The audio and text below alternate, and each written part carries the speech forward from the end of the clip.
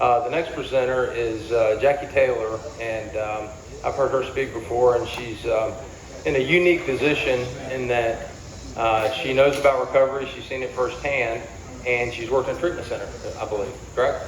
So she's got a lot of knowledge, and it's a good presentation, so we're gonna let her go, and Jackie, take it away. Okay. Good morning. My name is Jackie, and I am a trauma therapist and a recovering Al-Anon. But today I'm here as the wife of an alcoholic in recovery. He's also a pilot, John.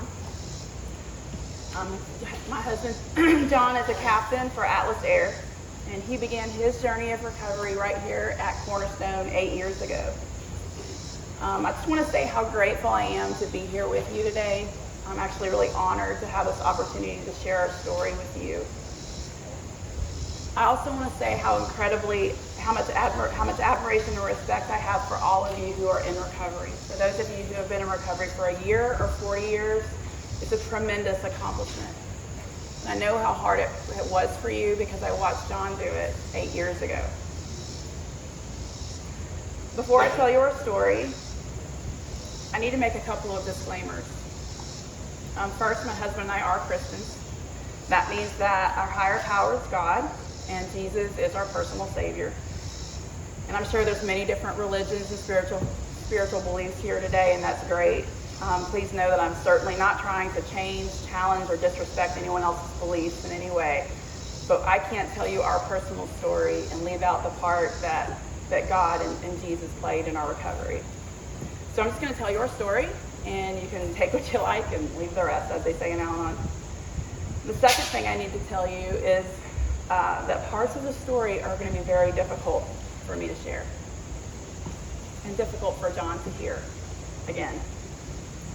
I really want to honor John and protect the reputation that he has rebuilt. He's worked really hard to rebuild. And the man I'm about to describe to you today is not the man sitting in this room. Today he is the most gentle, compassionate, loving, patient, responsible, dependable, godly man that I know. He's worked so hard not only for his sobriety, but to become the man, the father, and the husband that God has created him to be. He's now pursuing a master's degree. He's halfway through his master's degree in drug and alcohol counseling to help other alcoholics who are seeking help. I'm so proud of him, and I couldn't have more love and respect for him than I do today. Never thought it was possible to have this much love and respect for him. So thank you, John, for letting me share our story publicly.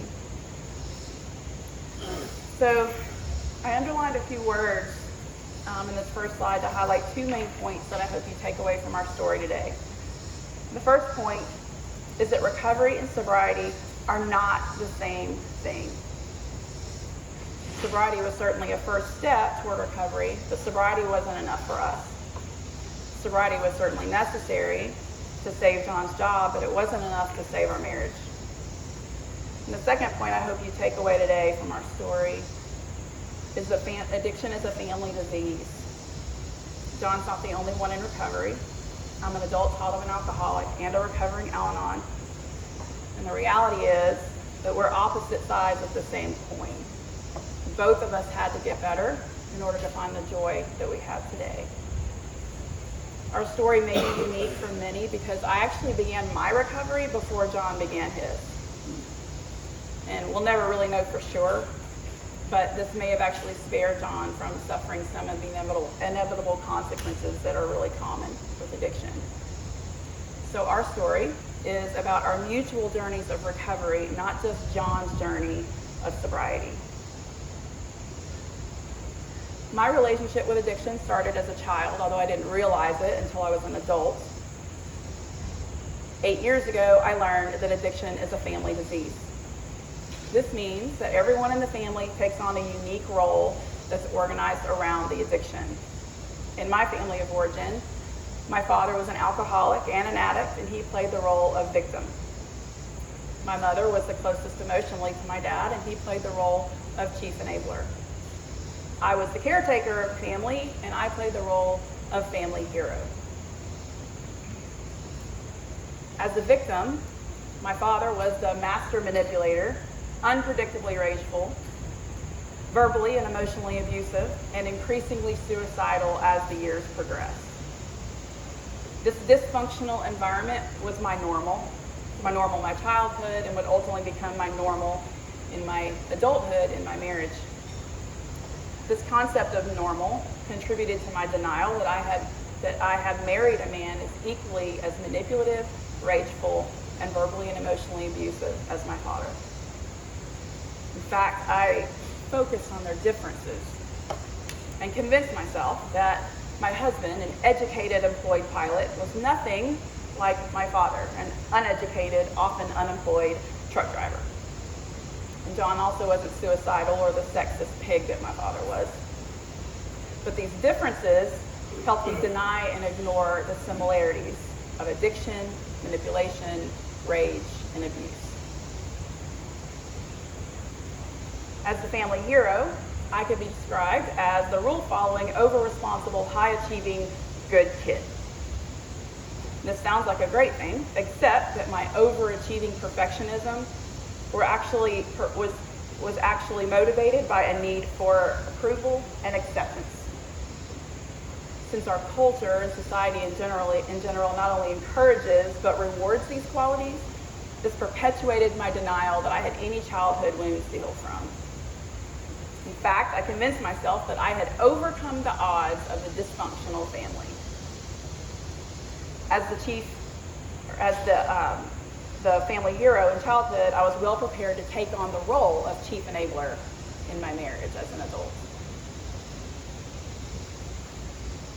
My mother was the chief enabler in my childhood, and without realizing it, she taught me by example to live according to 3 rules: don't trust, don't talk, and don't feel. My husband and I actually both grew up in environments where these unspoken rules were prevalent, but I'm going to share how these rules were present in my childhood and how they prepared me to continue the cycle of addiction in my marriage as an adult. Don't trust means that I learned not to trust anyone to meet my needs emotionally or protect me or defend me. I was an alcoholic and an addict. My father was very unreliable, and I have no memories of having his undivided attention or feeling supported in any way. I was often confused about why he would literally fall asleep sitting up while I was trying to talk to him. It's because he was high most of the time.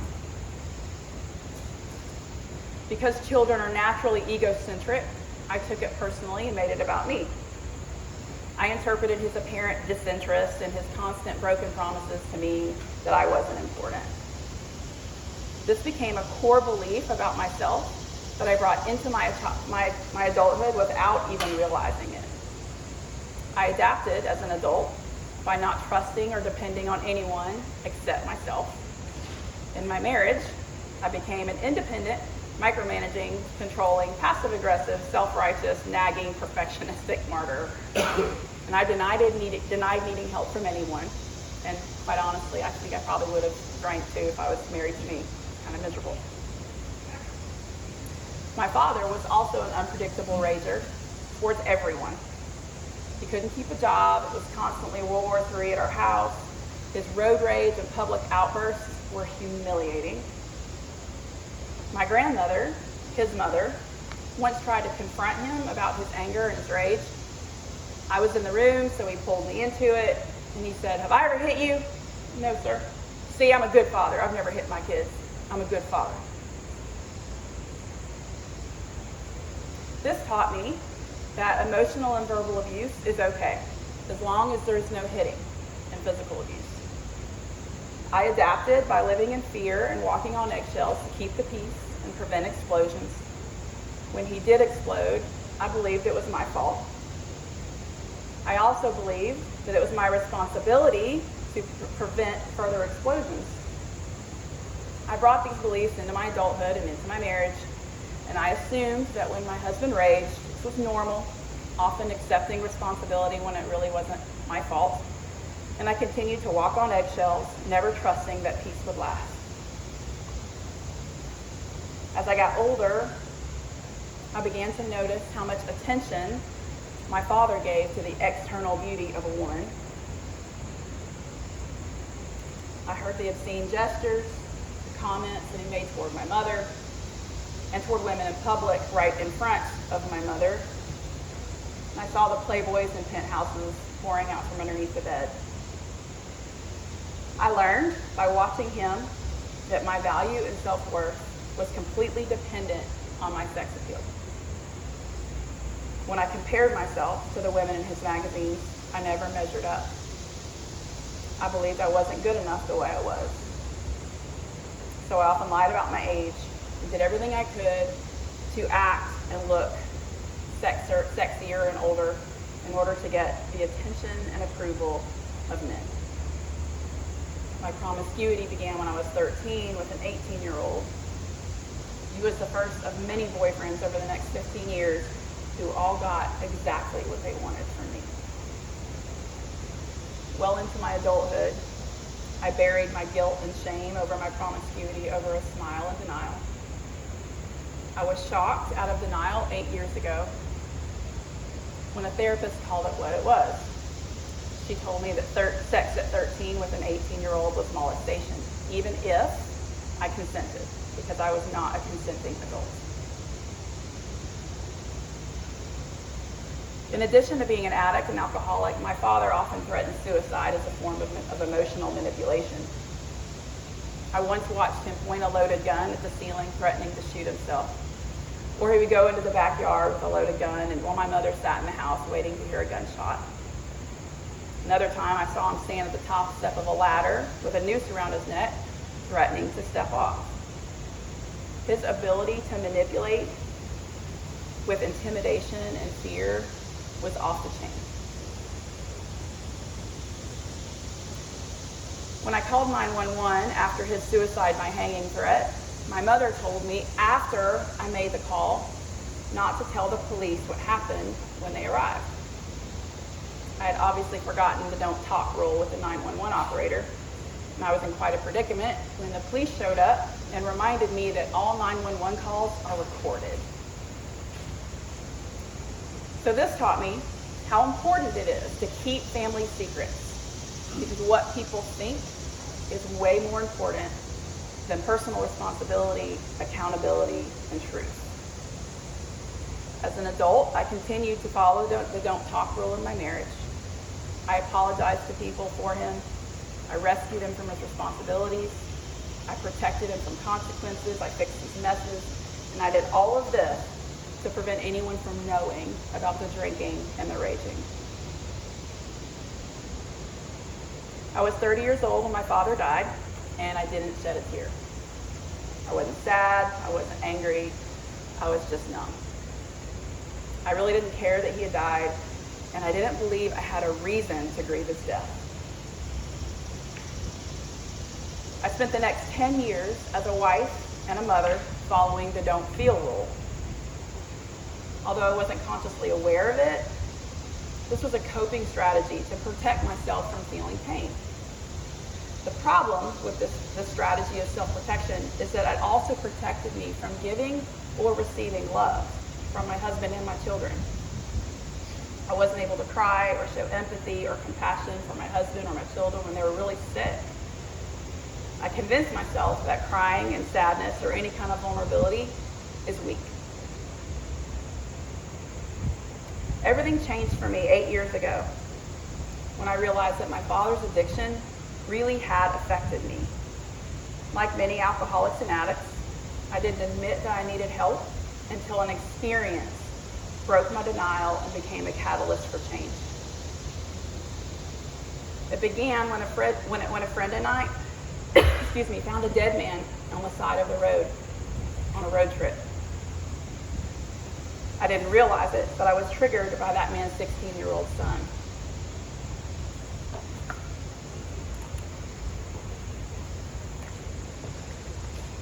I was triggered because my parents divorced when I was the same age as that little boy.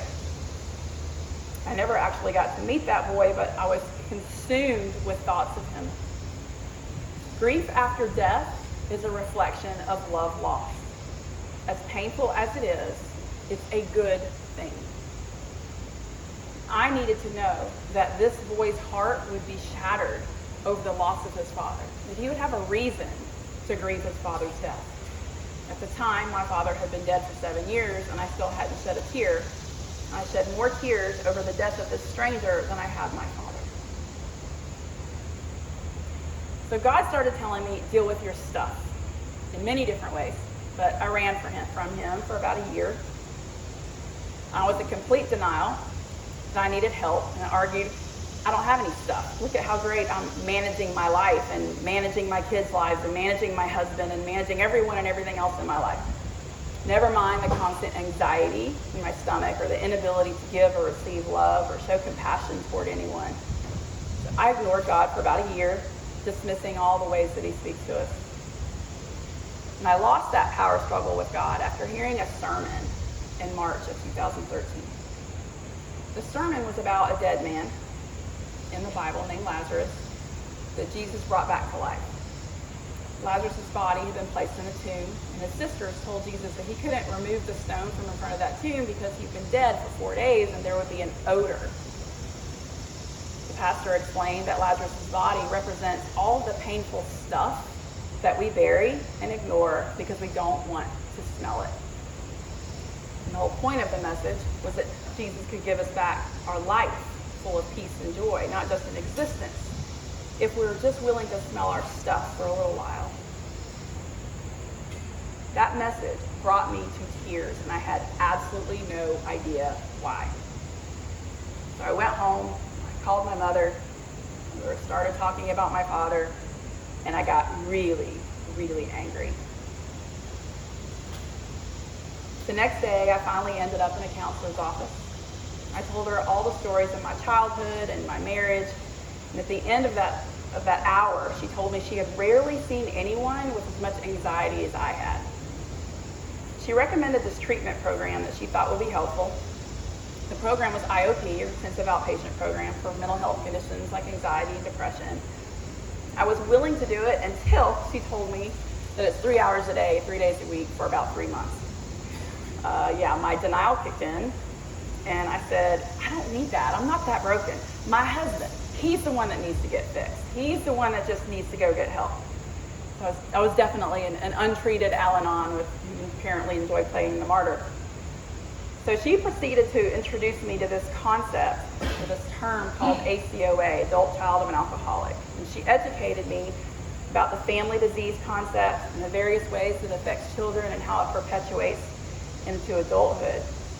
I was really still in denial at that point, but I had to admit that the family hero qualities that she described definitely described me.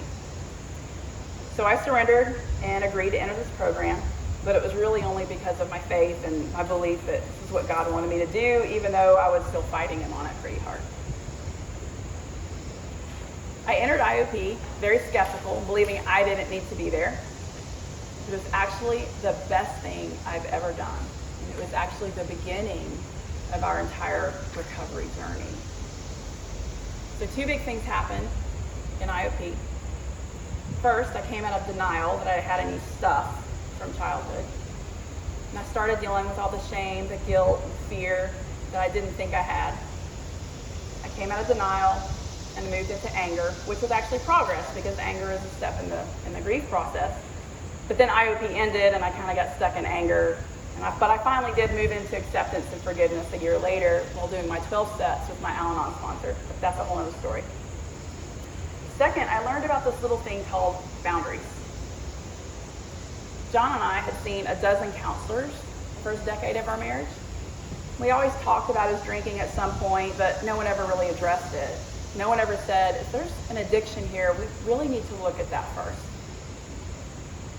One counselor just said, sounds like you just need to stop drinking. Most counselors just wanted to focus on my childhood because that was easy, but they really just ended up enabling John's addiction.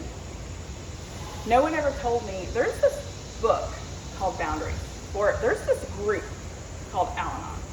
No one helped us at all until IOP.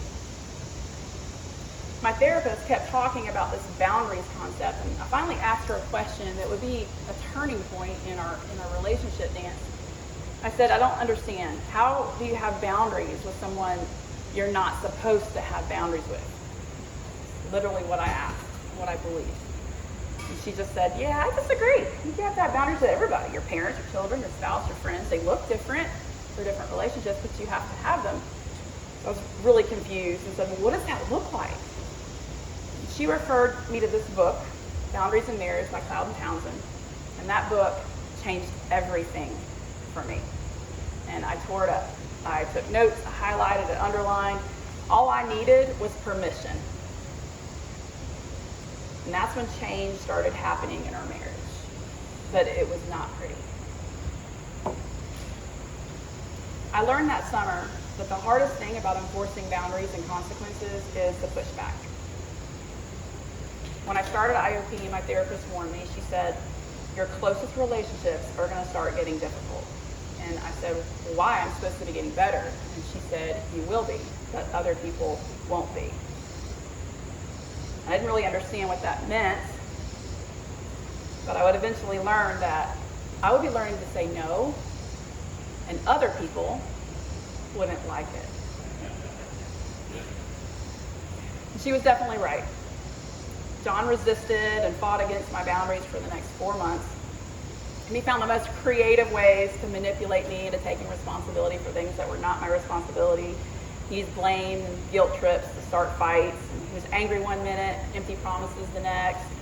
He triangulated and manipulated a lot of people to align against me. But I had learned to recognize these forms of manipulation. And as soon as I recognized it, I learned to detach from it. It was quite common for me to just hang up the phone or block him from my phone for 24 hours. It wasn't always detaching in love, as they say in Al-Anon, but at least I wasn't engaging anymore. On day 5 of a 17-day trip in December, he verbally attacked me pretty severely over the phone. I suddenly realized that my boundaries weren't working, and I was still being attacked verbally and emotionally, and I couldn't be the mother that I needed to be for my kids if I was bleeding and recovering from the daggers he just shot into my heart. So I was completely silent for 3 days, trying to decide what my next steps would be. He tried all kinds of manipulative tactics to get me to engage, including confessing that he had a problem with alcohol. Confessing his problem is always sort of a last resort, but that last resort had always been pretty successful at reeling me back into the rescuing role, because that's what I wanted to hear. And I learned that his confessions were not, or were just meaningless. They were just words, never followed by action. So this time I responded differently. I said, I'm sorry to hear that. Unfortunately, I can't help you, but I know God can. I can tell you that you hurt me very badly with your words, and I have nothing else to say about it until you get home. And that was huge for me. Prior to IOP, I had always taken responsibility for trying to fix John's problem. I was basically trusting myself to fix John instead of trusting God to fix John. And I learned that trusting God to fix John meant I had to get out of God's way. I was basically playing God by trying to rescue John. I had to let go and let John take responsibility for John, even if that meant allowing painful consequences. Immediately after giving John back his problem, I broke down into tears and I broke the don't talk rule. I finally reached out to friends and family who I thought would be safe to trust. I told them that John had a drinking problem. I asked them to pray and do nothing else. I explained that I've been trying to rescue John for 10 years, but only God could do that. I told them I was letting go, and I begged them not to pick it up. I warned them, and he'd probably reach out to them once I let go of the rope, and I prepared them for the manipulative tactics that he would use. Of course, his family immediately picked up the rope, and they began to rescue him. They bought all of his woe is me, victim role pity parties. They fell for all his manipulative tricks to make his problem their problem. His sister tried to make it my problem again by relaying to me what he was saying. I said, Mary, he's manipulating you. You don't have to listen to this. She responded very adamantly with, I know how to handle my brother. I said, okay, but I can't help you. About 3 or 4 days later, she finally stopped trying to rescue him. She called me and said, you're right, you can't rescue him when he doesn't want to be rescued. Then she wrote him a 2-page letter listing all the reasons why she thought he had an alcohol problem and needed help. His sister's letter, together with my silence, is what I believe led John to a place of surrender. He took the last drink that he would ever take on October 6, 2013, the day before coming home from that trip. When he showed up at the front door, he confessed that he had a problem and that he was planning to self-disclose into this HIMSS program. I learned that, number one, making that call was not my responsibility. And that number two, words without action, or believing words without action was foolish. So I said, I hope you do, because if you don't, I'm divorcing Drunk John. He said, what does that mean? I said, that means that I love Sober John, the man that I married, that I will say goodbye to him when you leave on a trip, and then we won't speak until he gets back home. No phone calls, no texts, no emails, nothing until you get back home. Whether you're gone 3 days or 17 days. Because when you go on a trip, I don't know who you turn into, but you are not the man that I married. The next day, John called his HIMSS representative, self-disclosed his problem, and said that he needed help. And they wanted to put him on a plane immediately, but our 10-year anniversary trip to the Caribbean was scheduled for that week. Since he wasn't in any kind of trouble, they agreed to delay rehab and hoped that he wouldn't change his mind while we were on our trip. That entire vacation was like confession week. He revealed all of his tricks, all of his strategies, all of his lies. He cried a lot. I tried to respond with encouragement and compassion while still reminding him of his commitment to get help. Not just say, it's okay, you're going to get help and it won't be that way anymore. Immediately after our trip in October 2013, he called his HIMSS representative and he entered residential treatment right here at Cornerstone. When John left, I felt really trusting, and I believed that alcohol would never ever be an intruder in our marriage again, that this would be over. And I thought he'd come home sober from treatment and we would live happily ever after the end. And I could not have been more wrong.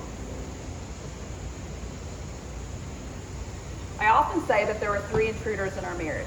The first one was alcohol. The second one was rage. Rage was nothing new in our marriage, but rehab didn't make it go away. It reappeared every month with a vengeance. And when I say raging, I mean calling me every name in the book, telling me I was a pitiful excuse for a wife, threatening divorce, causing property damage to our home. There were no rules and nothing off limits other than physical abuse. His raging episodes appeared like clockwork every 3 months, and when each one appeared, they got worse and worse and worse. I went to my first Al-Anon meeting on New Year's Eve.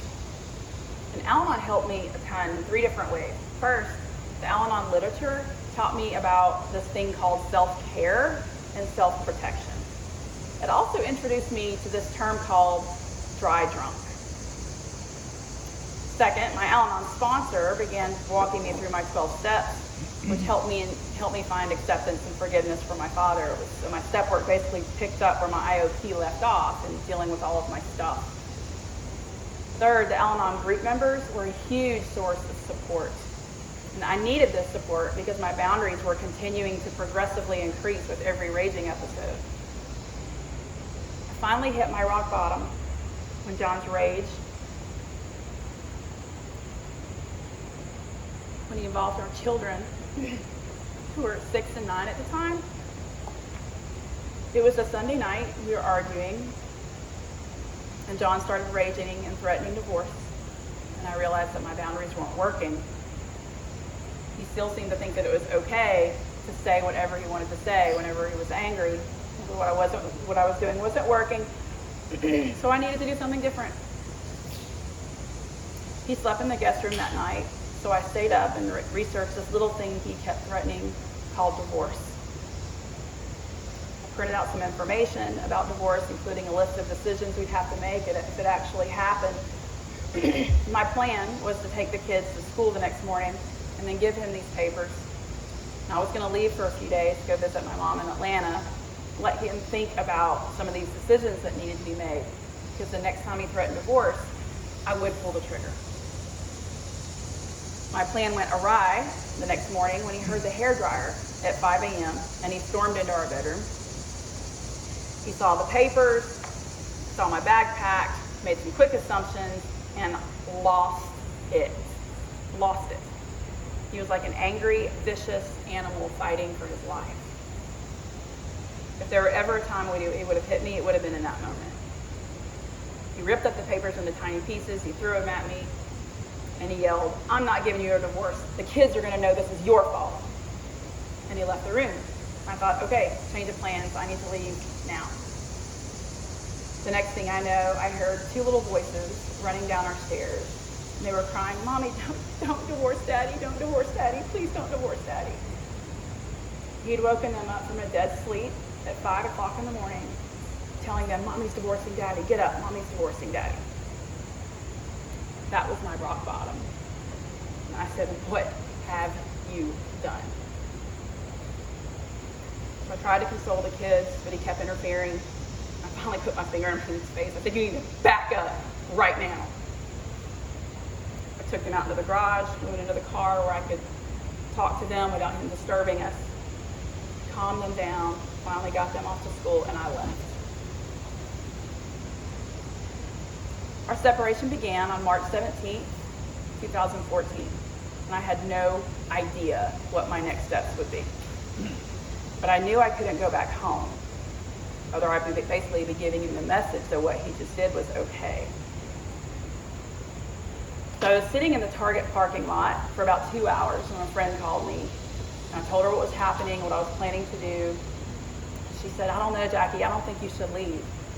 All your support is here. Your friends are here. Your Al-Anon group is here. Your Al-Anon sponsor is here. Your therapist is here. Your kids are here. What is your mom going to do for you in Atlanta?" So she said, "Well, why don't you just call your Al-Anon sponsor?" So that's what I did. My sponsor agreed that I shouldn't leave town. She suggested I stay in a hotel that first night so that let the kids come with me so I could explain to them what was happening in a calm environment. So that's what I did. Then she suggested making an appointment with my IOP therapist, so that's what I did. And once I made that appointment, I knew I wasn't leaving town. But now what? I didn't have a place to live. The next 5 days were the hardest days of my entire life.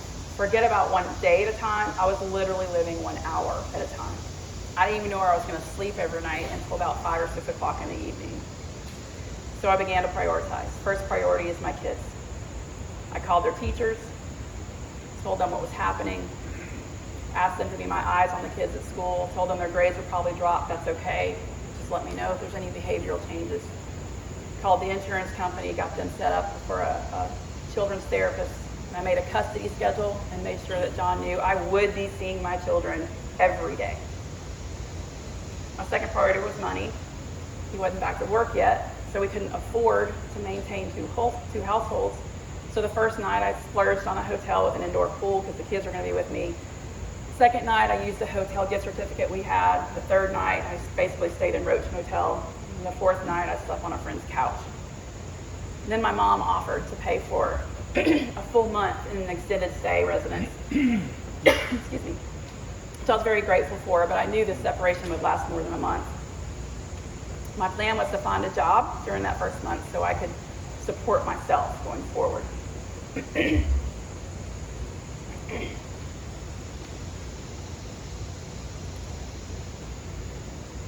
On day 3 of our separation, I decided to start breaking the rules. I broke the don't talk rule with his family first. I reached out to his sister, told her every single detail. I hoped that she'd confront John the way that she did before he went to rehab. I'd hoped that she would say to John, "You're my brother and I love you, but the way you're treating your wife is not okay. And I will support Jackie during this separation until you get some help." She didn't. She said, I'm sorry, I was hoping it wasn't that bad, but it's as bad as I thought it might be. And that was the last thing I heard from her. Until about 4 weeks later, when I received a random text that said, "Happy Mother's Day, thanks for making me an aunt," as if nothing had ever happened. I thought, okay, really? You're not even gonna acknowledge that I'm not even living with my children on Mother's Day? Okay. I just didn't even respond because I didn't have the strength to fight for my marriage and fight his family for their support. His family continued to support him while we were separated. His dad even suggested at one point that he retain an attorney, which is not what I wanted. I also broke the don't talk rule with my friends. My biggest source of support were members of AA and Al-Anon. I was offered a vacant 3-bedroom house to live in for free from someone in John's home group. The house was basically being used for storage, but my sponsor and 2 other guys from AA spent an entire day helping me put that house together so we could live in it. My Al-Anon friends supported me emotionally. I asked one of them, "Am I doing the right thing? I just left my family." She thought about it and she said, "I can tell you you're not doing the wrong thing." And that's the best thing that she could have said, because no one could have made that decision except for me. Once the dust settled and everyone had left, I realized for the first time in 6 days, I was no longer living 1 hour at a time. I sat alone at the foot of an unmade bed. I cried out to God at the top of my lungs. And then I collapsed onto the floor and just sobbed for the first time in a week. My family was falling apart, and there was nothing I could do to stop it. I was completely powerless. That first week of our separation was indeed the hardest thing I've ever done in my entire life. The following week, I started looking for a job. During my morning devotion time, it's like I could sense God speaking to me and saying, "Have I not provided for you? What expenses do you have? Why do you need a job right now? I want you to heal." So instead of looking for a job, I committed to my own recovery. My recovery became my full-time job. Every week I went to at least 2 AA meetings, or my Al-Anon meetings, and I went to an open book AA meeting. I met with my Al-Anon sponsor to work on my 12 steps, participated in group therapy, met with my individual therapist, met with our marriage counselor, and I immersed myself in a ton of recovery literature in my spare time. Meeting with a marriage counselor was one of my expectations while we were separated. Fortunately, John was willing to do this, because if he wasn't, the next step was divorce. We'd seen half a dozen therapists over the first decade of our marriage. None of them helped us. The therapist we found while we were separated was the one who finally did help us, and he just happened to be a phenomenal trauma therapist. He used a therapy model called IFS, stands for Internal Family Systems. IFS was basically inner child work that helps to process painful experiences in the past that are leading to unwanted behaviors in the present. The problem was that John couldn't control his reactive behavior in the present in order to access any painful experiences in the past. So our therapist worked with us on a weekly basis for several months while we were separated.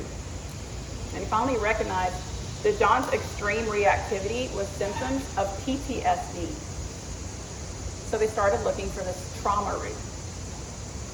Trauma isn't always what we think of when we hear the term PTSD.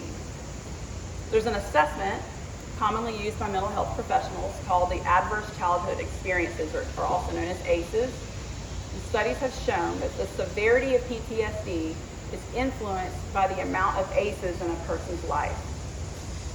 So a therapist suggested a therapy model called EMDR.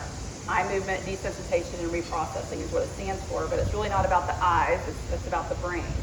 So it uses bilateral stimulation of the brain through eye movement or tactile sensations in order to process thoughts and emotions that can be difficult to access in the brain. Fortunately, John was willing to try anything that would help us. So our therapist began using EMDR in our sessions. And on July 12th, 2014, John had a massive breakthrough. One day he was completely enraged about something at the beginning of our session. And he estimated his anger and anxiety to be a 10 on the scale of 1 to 10. And the therapist did EMDR for about 10 to 15 seconds. And his anger went down to like a 5 or 6. So the therapist did another iteration of EMDR, and John burst into tears. He started crying and said, "What am I doing? This is my bride, and I'm hurting her. What am I doing?" I was absolutely speechless. It took me a while to trust that this was for real and not manipulation, because I'd gotten pretty used to temporary behavior change. But when he was still calling me his bride 3 days later, I knew something was different. So I moved back into our house after 4 months. And in the months that followed, John learned to control his reactivity with using EMDR all on his own. He got really good at recognizing when his anger was triggered. He'd leave the room, self-administer EMDR with his iPad, and return to the room minutes later completely calm. It was miraculous. I was beginning to trust that John's uncontrollable anger was no longer an intruder in our marriage. I trusted that he would not only take responsibility for controlling his anger, but continue to work with our therapist using IFS to find the trauma root underneath that was triggering the anger to begin with.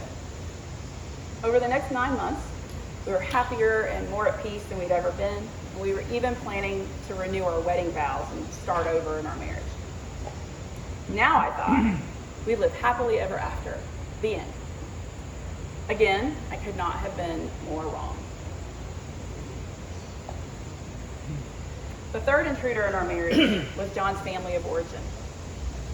It appeared on Easter weekend in April of 2015 when we were visiting his family in Florida.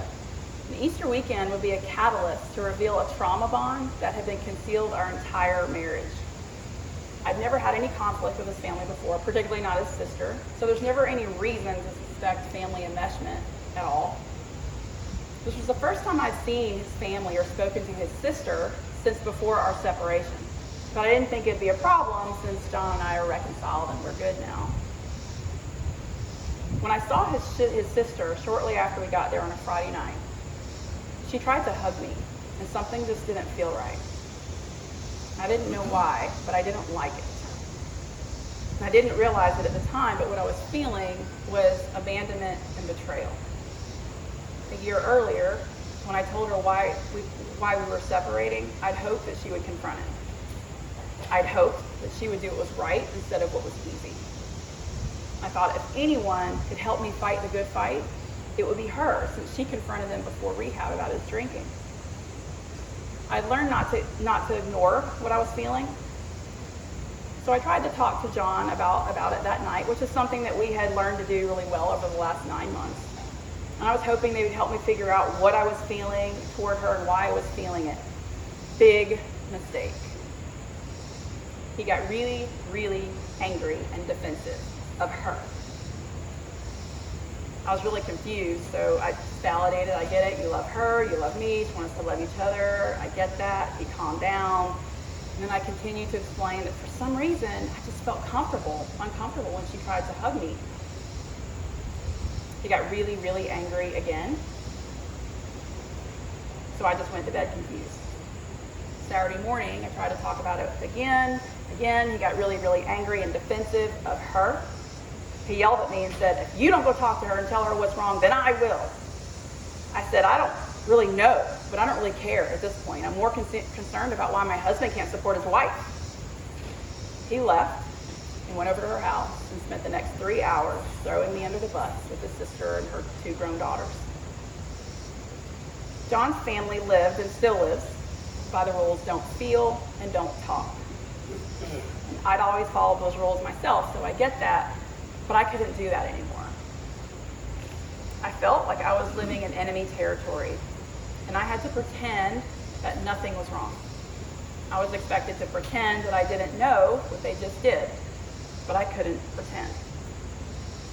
So I left for the day and didn't return until everybody had gone to bed, which was a big rule breaker right there. Sunday morning, I avoided everyone at church and was really quiet at the Easter dinner. When John's niece, who participated in the secret conference, asked me a question, I felt a massive lump of tears welling up in my throat. I quickly answered the question, thanked his mother for the food, and excused myself from the table. I went to our bedroom and burst into tears. John came in a few minutes later, and he said, "You are rude and you are selfish. We're leaving." World War III had just broken out in the Taylor family, and I was the enemy. There's an unspoken agreement in John's family to make sure that his mother never, ever experiences an uncomfortable emotion.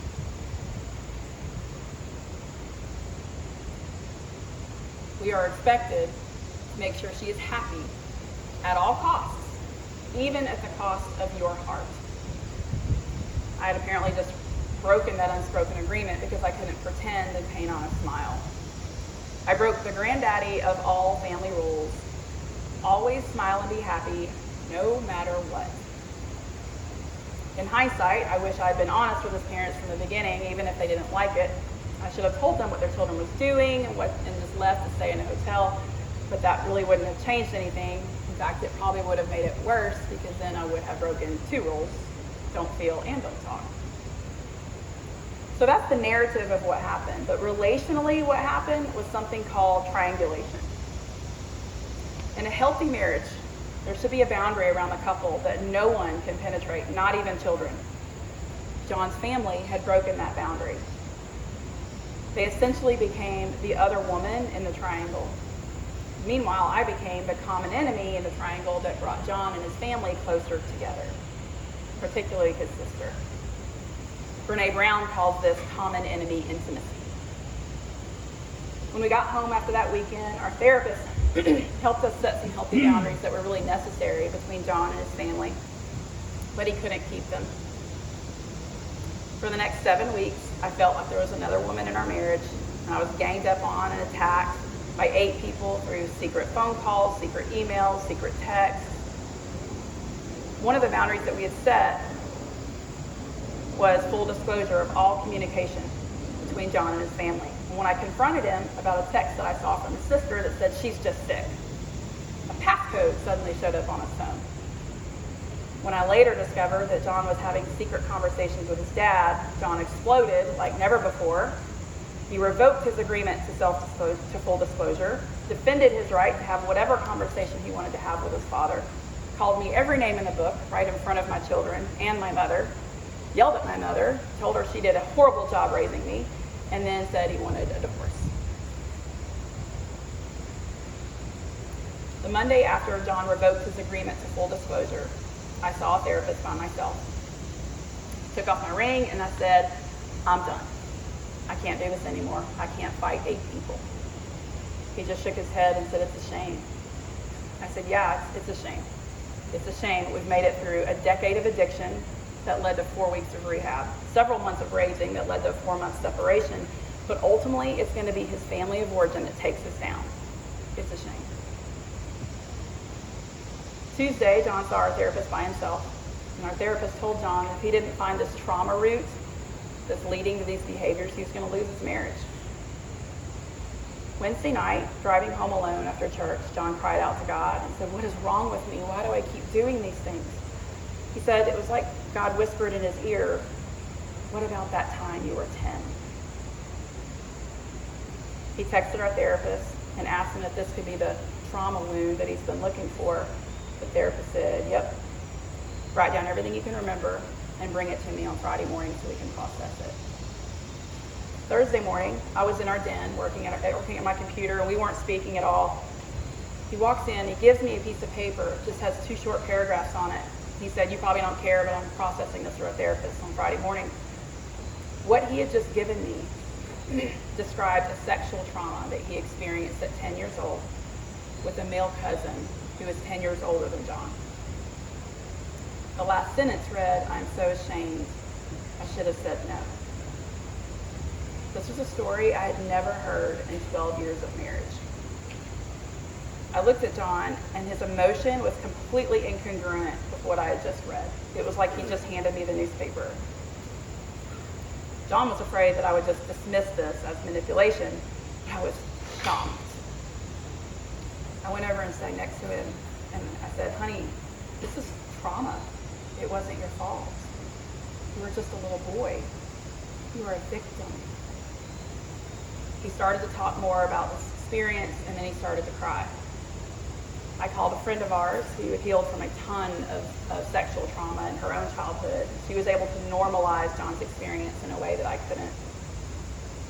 We sat with him for 3 hours as he processed those memories. Started remembering the smallest details: tastes, images, sounds, sensations. And then he experienced a full-blown panic attack for the first time in his entire life. Friday morning, John didn't really want to go see our therapist because he didn't want to have another panic attack. But he knew that he had no choice because our marriage depended on it. So they used IFS and EMDR to process that experience. And through IFS, John's adult self in the here and now began interacting with that inner child from the past. That little boy was stuck in that room where he was molested 40 years earlier, waiting for his family to come home so this abuse would stop. John's adult self wanted to help that little boy leave that place in time, which is ultimately the goal in IFS. But that little boy didn't want to leave. It's like he was looking for something. So John asked that little boy what he needed in order to leave that place in time. And the therapist, who was also a Christian, and integrated IFS into our faith. So that little boy responded, I can't leave without my innocence. And the therapist said, tell that little boy that Jesus can give him back his innocence. The little boy said, who's Jesus? John didn't know Christ until he was a teenager. Jesus Christ manifested in the doorway of that bedroom, reached out his hand to that little boy and said, come. And that little boy trusted Jesus and John, and the three of them left that room together, and he has not been the same man since. He was a different man overnight. Literally overnight. The next day, he was able to defend and protect me from the attacks and pressures of his family like he could never do before. He told his family not to expect him or our kids at his niece's wedding several months later. He said, if my wife isn't welcome, neither am I. That did not go over well at all. John also told his family that our little square family of 4, he and I and our 2 kids, needed some time to heal. He asked them to respect our space and our distance for as long as we needed it, and that did not go over well either. John's request and this new loyalty to his wife over his family of origin violated a lot of their dysfunctional family rules and expectations that are especially prevalent in families with addiction. So this created even more family drama that really still is unresolved to this day. But John and I have been like newlyweds for the past six years. We're happier than we've ever been. So I can now confidently say that we're living happily ever after. But what I learned from our journey of healing, a couple of things. One, childhood experiences matter. They just do. Research actually confirms this. Research shows that there's a significant increase of risk of developing a substance abuse disorder if 4 or more ACEs are present. But substance abuse is really just one of many symptoms of childhood trauma. So John and I find consolation about our division with his family, knowing that we're changing the patterns, the generational family patterns of unhealthy thinking and dysfunctional family rules that have been present in both of our families for generations. Changing those generational patterns has certainly come at a cost for John because his family they're not willing to change their belief systems. But he's willing to pay that cost so our children will recognize and not repeat the cycle of unhealthy thinking, dysfunctional family rules, and behavior patterns that accompany addiction. So I put all these events I just shared with you on a timeline to show why I believe sobriety is not enough. Sobriety will save your job, but it may not save your marriage. John and I separated because of his raging 5 months after removing alcohol from the equation. His drinking was just a symptom. The real issue that was triggering the drinking was still hidden. Our separation ended 4 months later only because he learned how to manage his anger. But the anger was just another symptom. The real issue that was triggering the anger was still hidden. The real issue that was creating so much shame and guilt wasn't revealed until 12 months after our separation ended. Overall, it was a 2-year journey between sobriety and discovering the trauma that was feeding the addiction, the rage, and the enmeshment. Sobriety has certainly saved his job, but it wasn't enough to save our marriage or improve his quality of life, which is what recovery really is.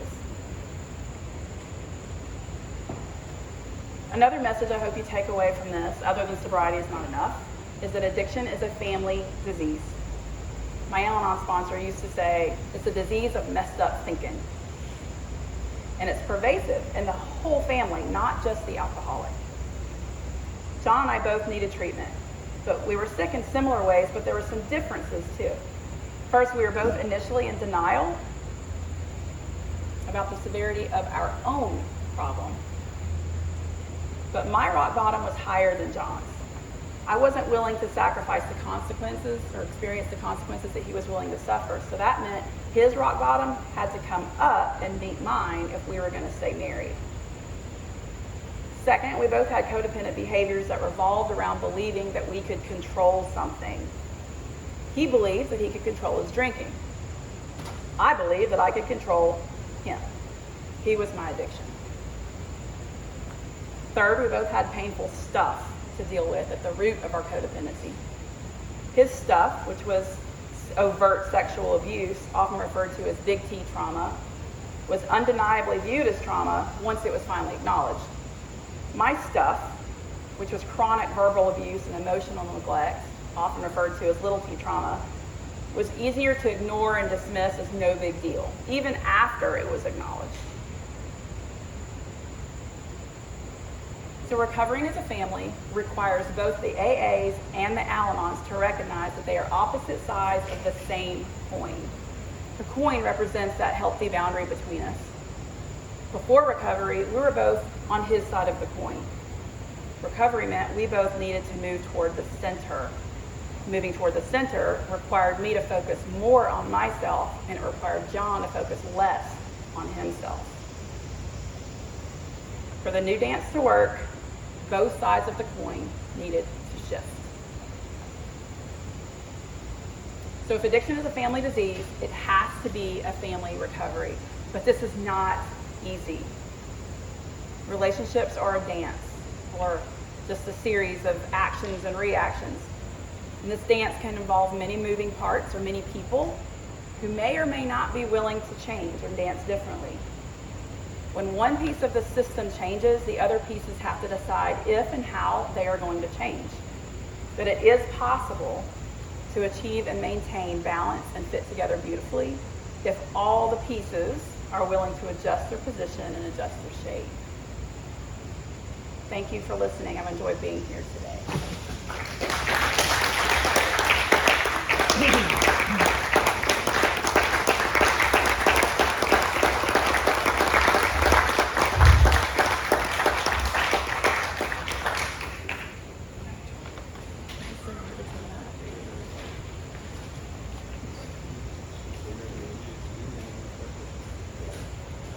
Okay, we got one more speaker before lunch, but we got 15 minutes, so take a break, use the restroom, get coffee, whatever.